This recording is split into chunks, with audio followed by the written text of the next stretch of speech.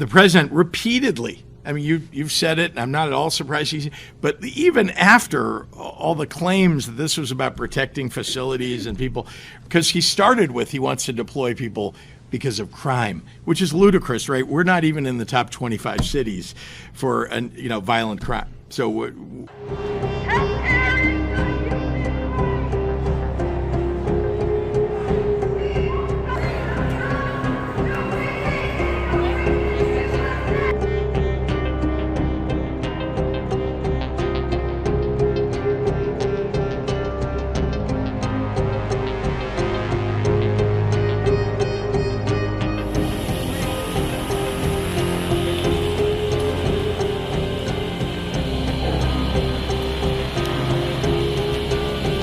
Days after Trump ordered for National Guards to be sent to Chicago, a federal judge in Chicago has temporarily blocked Trump's deployment of hundreds of troops in Illinois for 2 weeks. The judge said she found no substantial evidence that a danger of rebellion was brewing in Illinois. This comes 5 days after another U.S. judge blocked a similar deployment in Portland, Oregon. The city and state have called the deployments unnecessary and illegal, and Illinois Governor J.B. Pritzker and local officials have strongly opposed the use of the Guard. We've seen at every turn that they've tried to militarize our cities. Indeed, look at what ICE and CBP are doing. They're wearing fatigues, they're carrying long guns, automatic weapons. They're coming to downtown Chicago, Michigan Avenue. What is the purpose of that? It's all a show.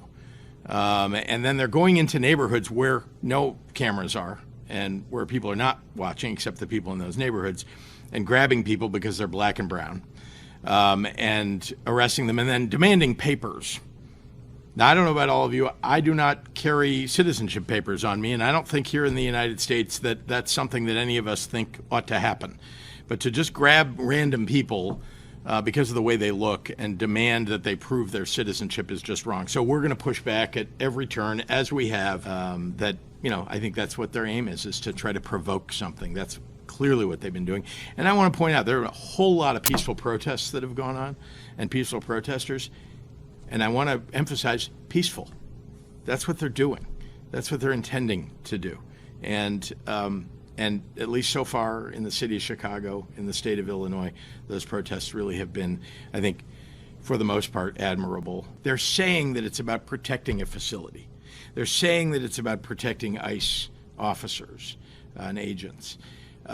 When the president repeatedly, I mean, you've said it, and I'm not at all surprised, but even after all the claims that this was about protecting facilities and people, because he started with he wants to deploy people because of crime, which is ludicrous, right? We're not even in the top 25 cities for violent crime. So he chooses Chicago first, and that's who he chose first before they actually tried in Portland and then here, and L.A., I should say. But I'm just, not at all shocked that he keeps repeating something that is false about their claims, because that's what he wants. He wants everybody to think that he is bringing down crime, doing nothing of the sort.